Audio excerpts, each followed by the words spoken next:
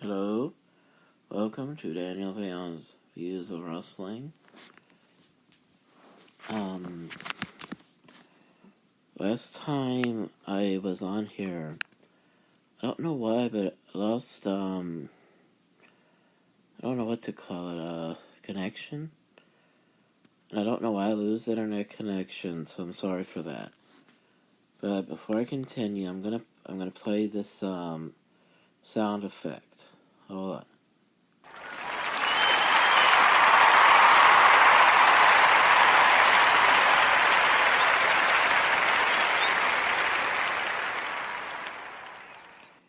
Alright. I was talking about, how today in history in the WWE Network, they didn't have, on the WWE Network news, they didn't have any, they didn't say what today in history shows were. So I'm going to have to wait until this afternoon to talk about any of those shows. And I hope that those shows are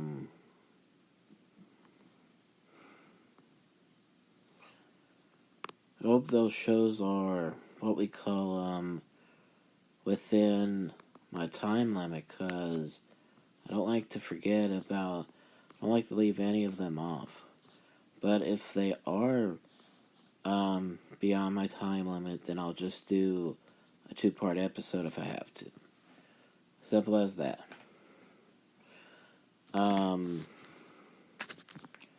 Because I did start from the beginning, because I did start this from the beginning, I'm going to have to rewind this Today in History match from the Ultimate Ric Flair Collection DVD. Dusty Rhodes versus Ric Flair, Starrcade 1985.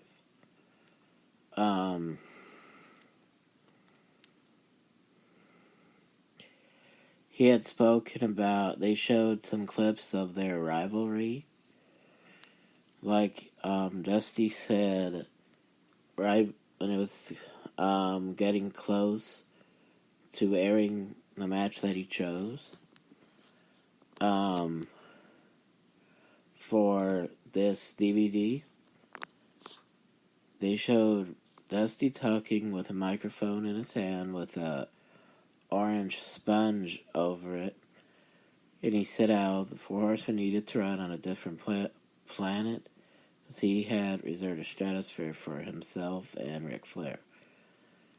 And they even had showed him talk about not just Ric Flair breaking his leg, along with the Andersons in the Omni, when Ric Flair was going against Crusher Khrushchev, and Nikita Koloff came out, then Dusty Rhodes came out, and then Dusty came out to help him, which was a surprise to many, including Arnoli and Rick. And then they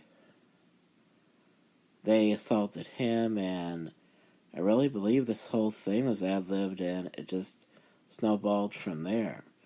And the next thing you know, they were full-fledged heels after that. And they had, not only did they need 15 or 16 police officers to escort them to the locker room, but in this match itself, Ric Flair needed at least 4 police officers to escort him to the locker room. But what was really interesting was, despite all the things they did to Dusty, Ric Flair claimed he didn't have any disrespect towards him. I find that very interesting, because most people would say it's the opposite. And another another thing that was really interesting about this time was how this was the time, it was the time when the Horsemen were together. Not just the Horsemen, but when J.J. Dillon was the manager of the Horsemen, because Baby Doll was with Dusty, and Dusty had defended her against Tully Blanchard, and that's how they broke he and Baby Doll up, because he disrespected Baby Doll when he brought out J.J. Dillon. And they showed a clip from Dusty Rhodes' famous Hard Times promo. And I'm not even going to say what he said right here, but they showed one clip of them facing each other.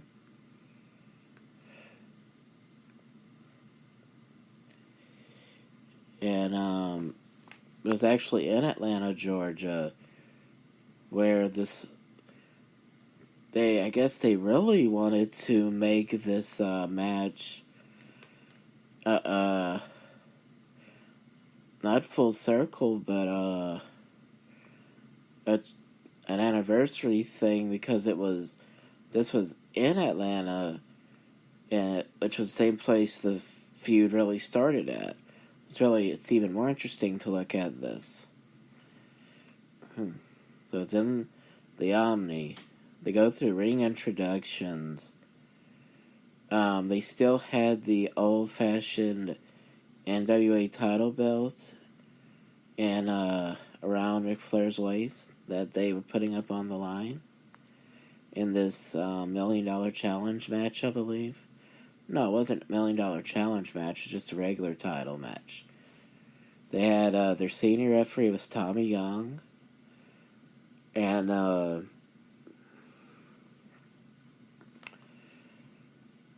Ric Flair, of all his robes throughout the years, this was a robe I didn't see until I saw this DVD. It was white with purple colors, and his nickname was in blue colors. So yeah, it was a robe I never saw. It used to be either a gold robe or orange and white, or gold in yellow, or blue or something like that, but never white. That was really surprising to me. They do the old-fashioned checking for illegal objects. Then what I always loved about wrestling, not just the title belts, but when it's a title match, the referee holds it up in midair for the fans to see, and then he hands it to the timekeeper.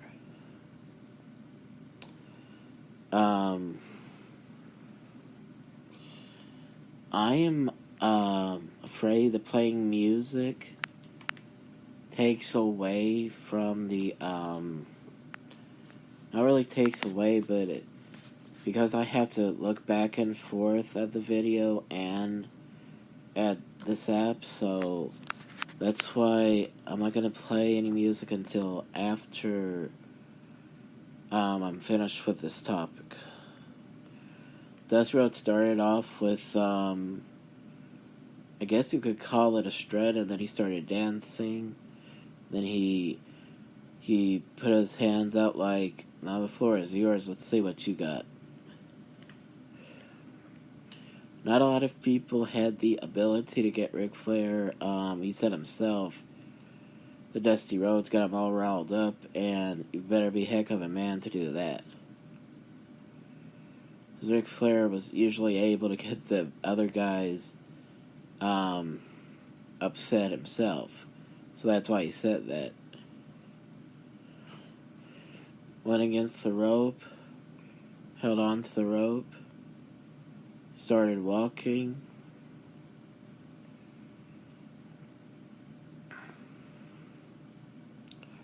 Lock up. Dusty, turns Dusty, or Dusty turned himself and into the corner. Then Ric Flair, a couple of chops back and forth. Dusty with 4 left hands, another left. Now the last 2 or 3 were slaps, and then would put his 2 hands together, and then the last one was a regular right jab across the face. Ric Flair got up, another right hand, knocks him down, and the first quote break of the match, or first rollout of the ring from either competitor, was Ric Flair. He climbed over the guardrail into the audience to walk around. After he started the 10 count, he climbs over. Let's see, rolls in, gets into the ring. Let's see what he does here.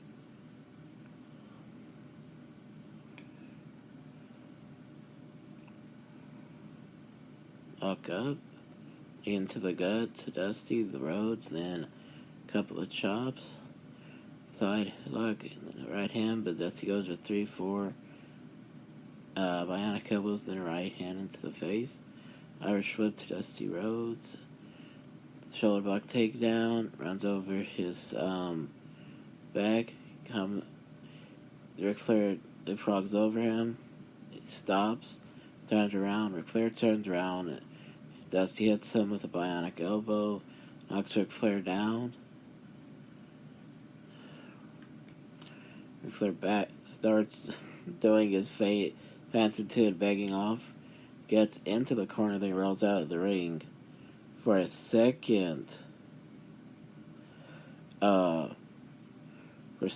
break of the match. The referee starts the 10 count. He's at 3, 4, 5, 6, 7, 8. Gets in the ring at 9. Referee motions to him to wrestle with Dusty, and he says to Dusty, "Come on."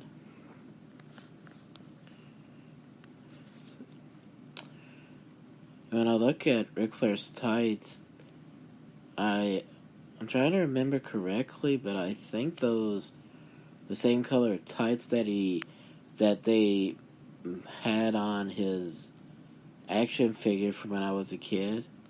Because a lot of times wrestlers will wear the same tights but wear different color boots, and I think that's what he did in the 90s. He tries to go for hammerlock on Dusty at this time, and Dusty turns it around on him to hammerlock of his own. They go down to the mat. Referee Tommy Young goes down too and checks on Rick, and Rick says no to giving up.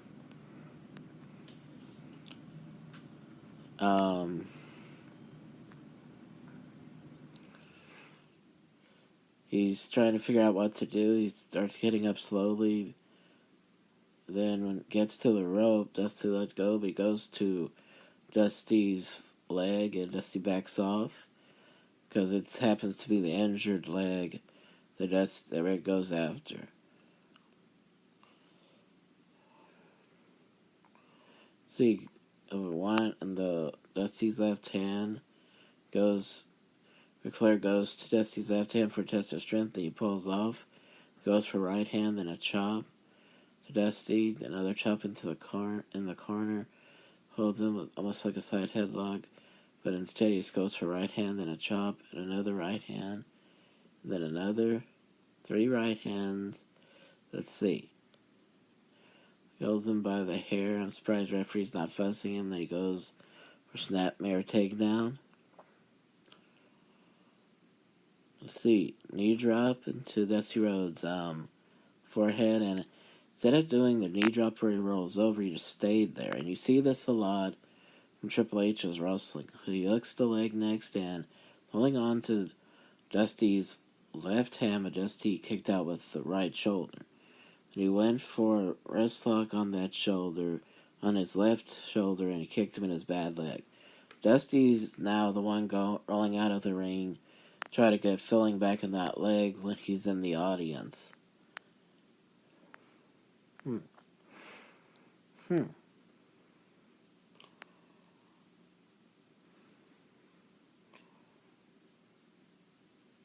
Now referee started his count. Hmm.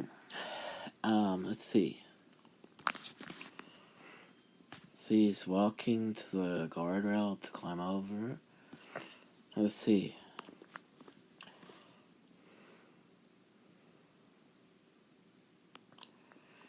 See, he starts walking up. Ric Flair went for a right hand when he was still on the apron, then he blocked it with the right hand of his own.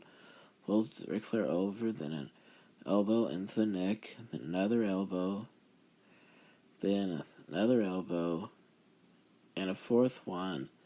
At the time, Ric Flair just fell down, holding on to the ropes. Dusty saw his right leg, and he stomped on his foot, actually.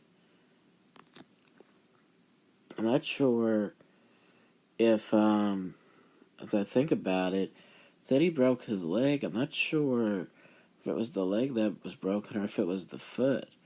So they actually had to. Now, as I think about it, it's not really. It doesn't really matter which one, because even if he has a good foot, you can't walk with a broken leg because you can't move it. Anyway, he starts working on the foot and leg of Ric Flair's, and he puts his both feet over Ric Flair's foot, it looks like. Both legs over Ric Flair's foot. And Ric Flair's trying to think of a way of getting out of it, so he pulls back on his head. I think he hit. I'm not sure what he did to get out of it. Then he headbutted it. Hit him in the back of his head, then he gets out of it. Or Dusty gets out, pulls him closer to the middle. Then he pulls his foot and turns it sideways. He's looking at the fans like, what do I do now? And then elbow right over the, I believe he came an inch above the knee onto the quadriceps muscle. Then that's when Ric Flair finally did the eye rake to get out of it. Holds him by the hair, setting him up for, I believe, with that angle, it looked like he was about to go for a vertical suplex. His leg was too weak. Ric Flair went down to a knee, then he got up again. This time Dusty kicked him in the leg, got closer to the other side of the ropes, and hit him with a vertical suplex of his own. Now let's see, another elbow, this time over the knee. I was right, it was closer to quadriceps earlier. Quadriceps, excuse me.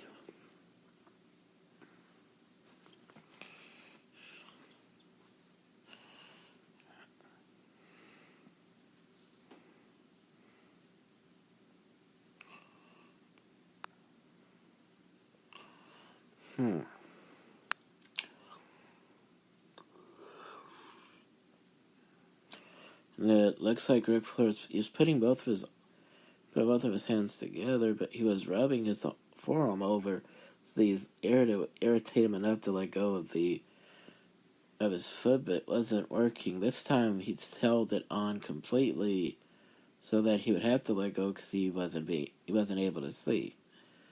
Gets out of it, stands up, then he chops Dusty, and in the chest like he usually did. Ric Flair chopped him in the face, almost like a slap. Then I think Dusty put him in a headlock and he threw him off in the ropes. Once again, the shoulder block takedown, and this time Ric Flair went for a sleeper hold to Dusty. Now let's see what Dusty does next.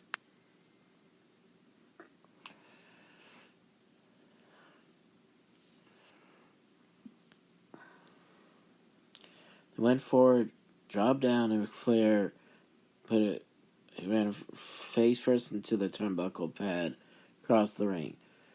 Dusty gets out the ring, pulls him against the guard, pulls him closer to not the guardrail, but the ring post. He swings his foot across the ring post. I don't know if it was the leg or the foot that got hit with that. But I know that it was effective. Put that bionic elbow against the foot, against the leg itself, I believe, or the foot again. As high as those boots went, it looked like it could have been closer to the leg. So, he stomped again, or kicked it this time, but I think it's more of a stomp. Flair used his head against Dusty's stomach. 2 chops. 1 chop from Dusty, 2, 3, 4, 5 chops. Dusty takes him, snapmare, takedown. Let's see. Misses an elbow, does Dusty Rhodes.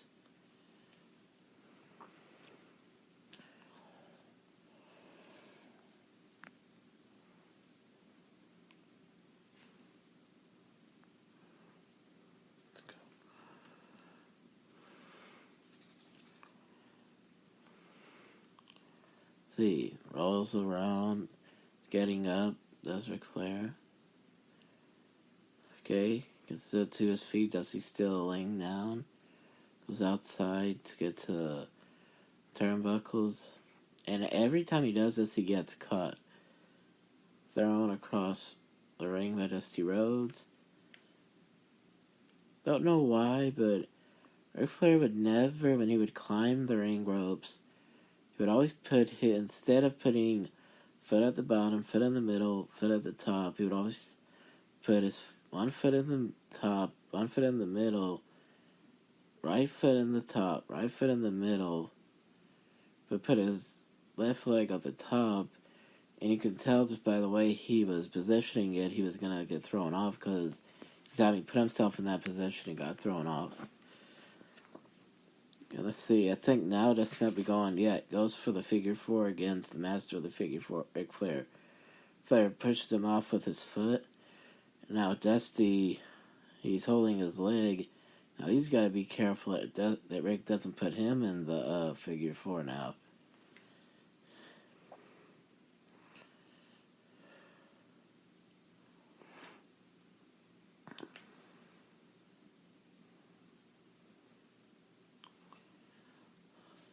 Shot by Ric Flair, then they get to his feet. Ric Flair grabs him by his bad leg. He goes to for the figure 4 himself. Ooh, Dusty pushes him off with his good foot.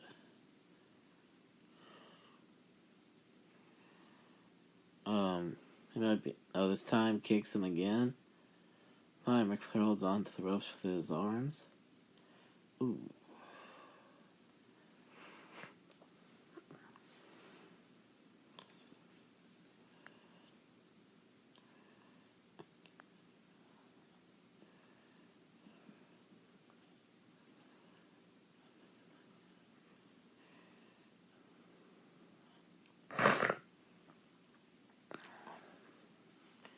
One, two, three.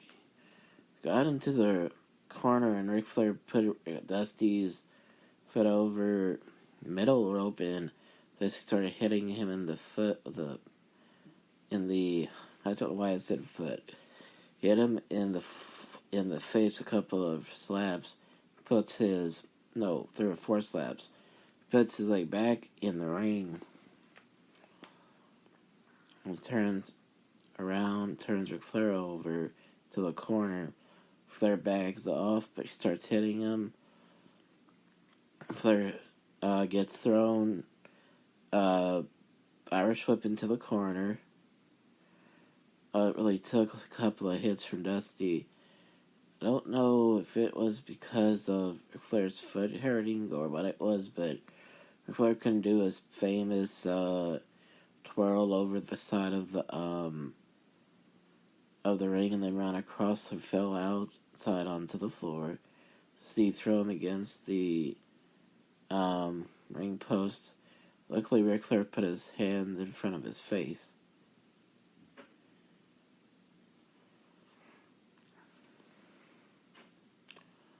Let's see, head into the guardrail right there. Gets back in there before the count of 10 is Dusty, and Ooh, I don't know what happened because I don't know because Ric Flair didn't have any tape or anything. He gets hit with a couple of bionic elbows into the forehead, then he gets hit with a slap. Like I said, I don't know what happened, but he started bleeding right here, and I don't know if he was handed a blade or anything, but started bleeding. And we got in the corner. He kicked Dusty in the stomach. He pulls Dusty, threw him over the top rope. Referee back was turned so he couldn't see. If I'm not mistaken, referee got knocked out here with crossbody. 1, 2, kick out by Ric Flair.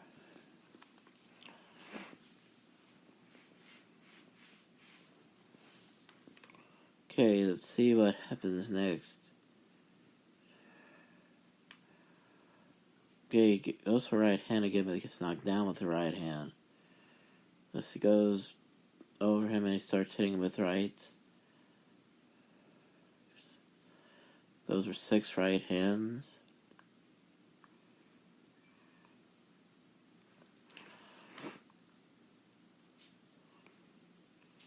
Goes for that dynamic elbow, knocks him down, excuse me.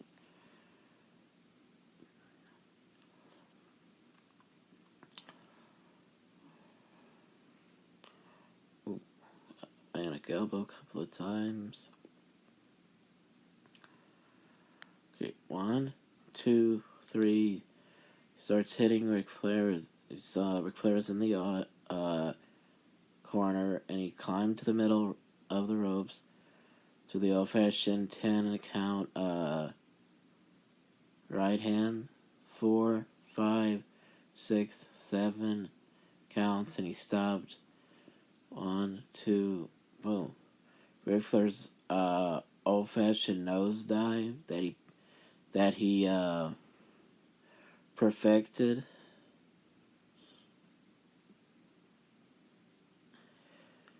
Then Dusty Rhodes put up the 4 symbol to mock Ric Flair and the Horsemen. Someone with rights and lefts. Boom. Double shot right there. Right and left at the same time. Down goes Ric Flair and he starts begging off again. Crawling to the corner. As he helps him get up so they can Irish whip him into the corner this time. Does that twirling, top rope. Oh, he gets hit in the midair in the stomach with the right hand by Dusty. Ooh, instead of kicking Ric Flair, kicked the turnbuckle with his bad leg. Ooh. And it just so happens to be the same side of the leg that I have trouble with myself, so so I could say that he's in real pain right there, because I know it's acting, but there's some truth to it, I can tell. Jumps up, down over, Ric Flair jumps up and down over Dusty's knees so he could set him up for the figure 4. Oh.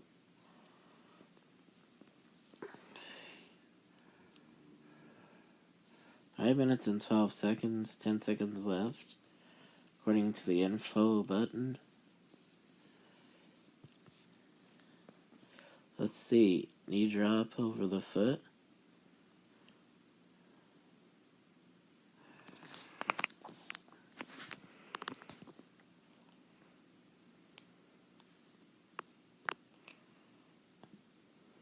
Ooh, right hand to Ric Flair is good by Dusty Rhodes, and then knocks Dusty down and he puts the figure 4 on Dusty. And the unfortunate thing is the foot that's put over the knee is his bad foot, is a bad leg. So it's going to be interesting to see if or how he gets out of this, if he's even able to. 1, 2, sets up to break the count, just Dusty. Does that twice. has to find a way to not let the pain, not let the blood rush to his head with the pain in his leg. So he keeps on finding a way to sit up. Keeps on telling the referee no.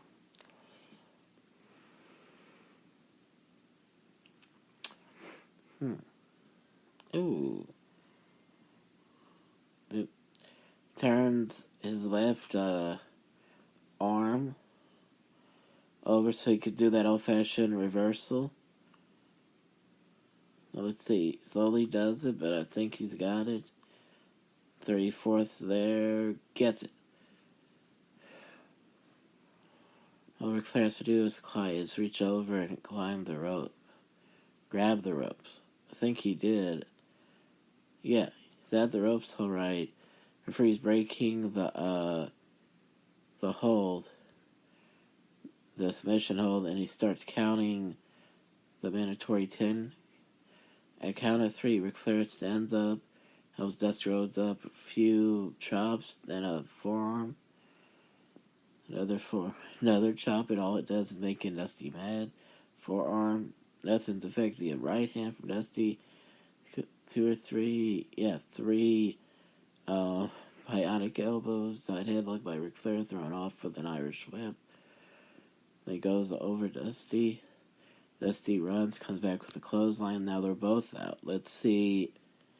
Okay, Dusty gets up, goes for the cover 2, gets thrown on top of the referee.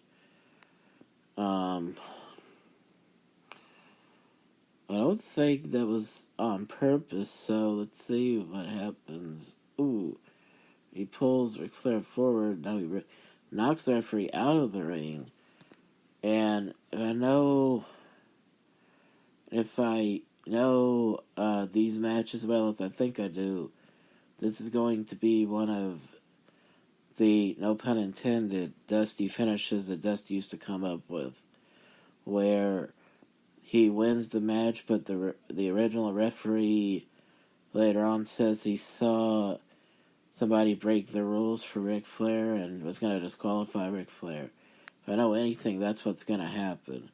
But let me just see this, just to find out for sure. Dusty Rhodes put the figure 4 on top of him. I don't know if he saw Arn Anderson running, but he at least felt something, so got out of the hole to knock down Dusty Rhodes, and he kicked him out of the ring. Ollie came, high knee to Dusty's face, and gets out of there.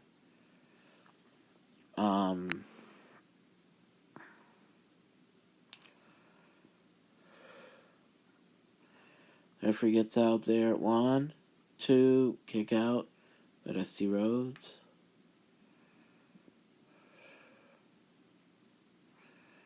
Inside cradle.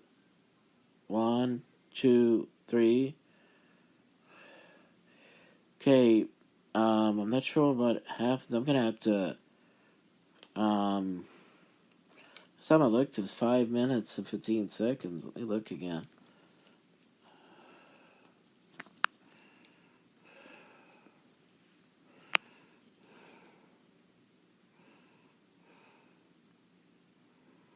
"44 seconds left." Oh, it was quick.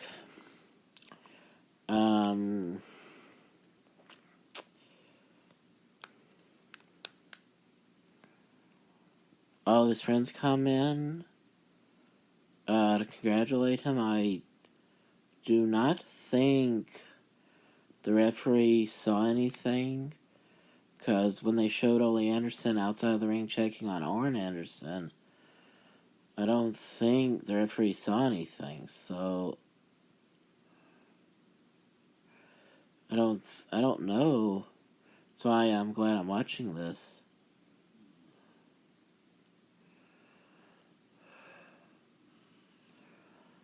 Okay, I'll just read to see if there's any,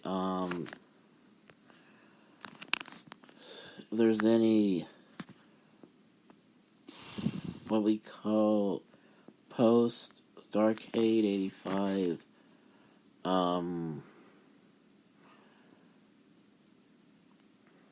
synopsis or anything written about it?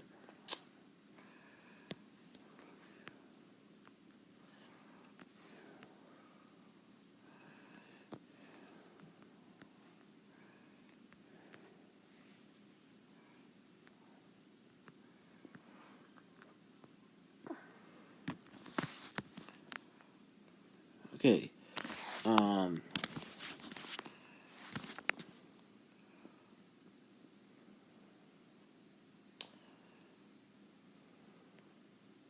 They do the background, talk about the event itself,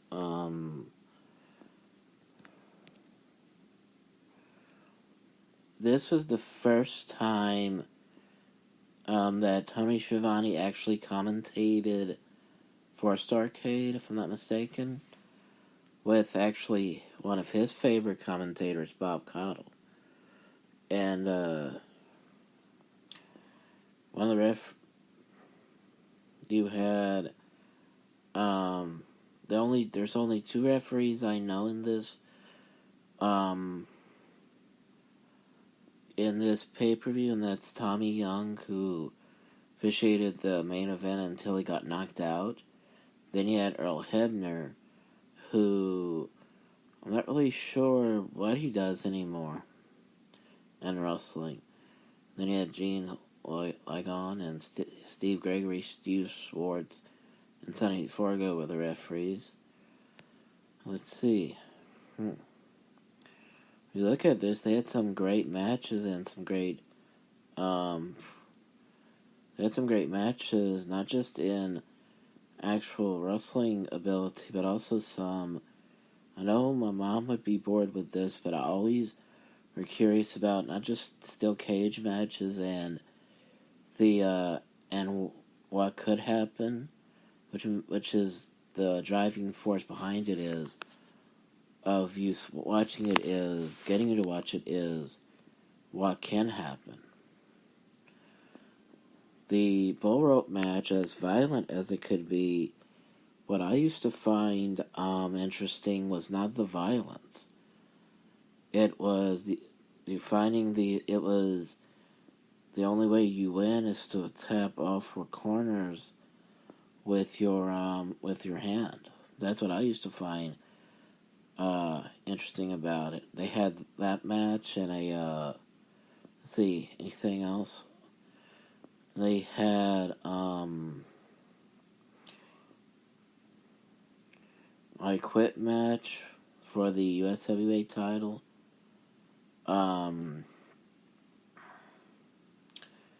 They did have a steel cage match, this time for the tag team titles.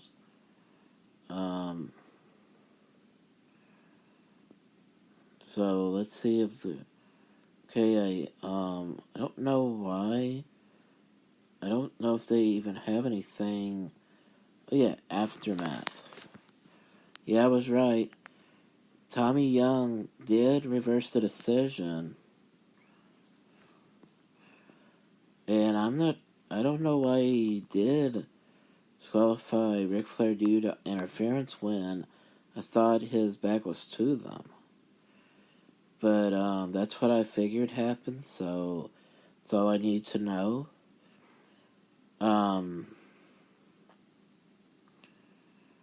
To anybody who may be wondering,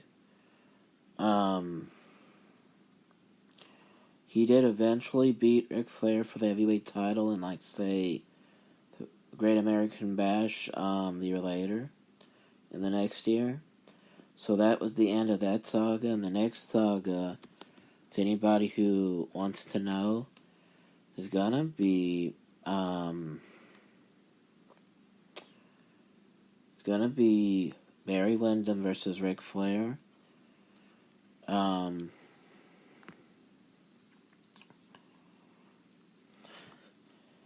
And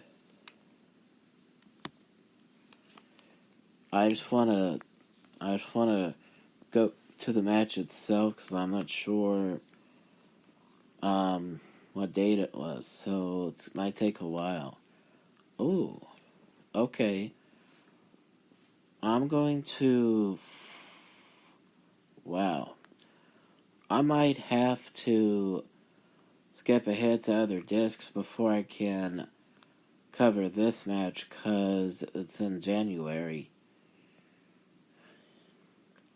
So that is the Ric Flair versus Dusty Rhodes match from Starrcade 1985.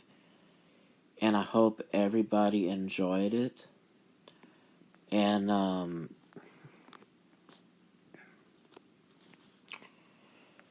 I saw how on some, I think maybe Podbean might give you an option of playing a country music song for some reason.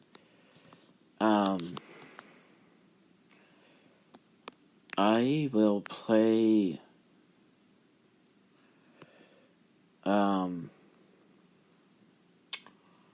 that the theme song I would start off this show with. So of course Ric Flair's theme, because I always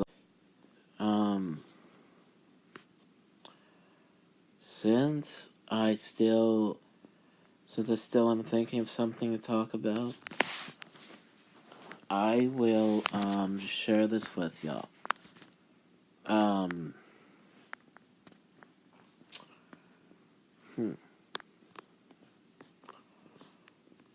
I had said in the past I was going to talk about WCW Monday Nitro versus WWF Monday Night Raw.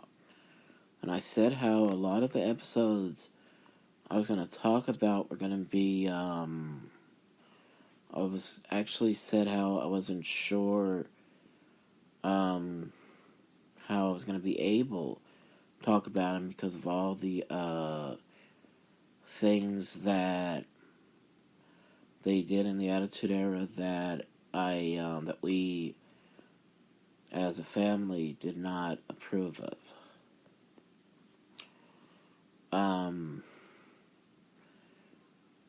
And the amazing thing is that they had somebody that really probably believes in let everybody be the way they want to, but because he is I found out that there's some people that their nature is to follow the foundation of whatever they are in or follow. So found out that manager Jim Cornette, who at that point in time had become very critical, he's a fan of wrestling, so he said that it was like 2 or 3 minutes, I think, which he said himself is not really long enough to be considered a segment, but it's long enough to get viewers to watch. And it could keep viewers on long enough to win them ratings, I think, for that moment in time. So he had fussed once about just because he would write his opinions or type his opinions on their website, which later on became a video series called Bite This. At first it was just a column where you write. And he would say how he felt, and it was so inflammatory because he would be critical of WWE also. So they said, let's have you talk about this on TV. And in those days, because they were so desperate to stay in business and so desperate to keep ratings, that's why they said to do that. And I actually agree with them in this case, because he is foundational, and because the foundation of the business is to keep the action in the ring and not to do anything else. Then that's why those statements were so popular. Some of the statements I could disagree with because he was very judgmental of what he was talking about instead of No, I believe he didn't know the full story because of hearing the person he was so critical of talking. But most of the time, what he said was absolutely true, and I think that's why it was so popular.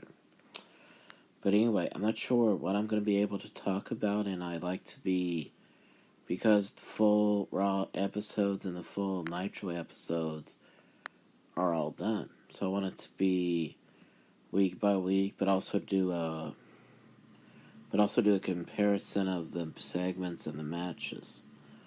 Like, what was more interesting, what was less interesting, why I believe they won the ratings, why I believe they lost the ratings. Well, we are literally 2 months past the anniversary of Nitro debuting, so I'm gonna have to ask the you know what? I rarely ever get a response, so I'm gonna have to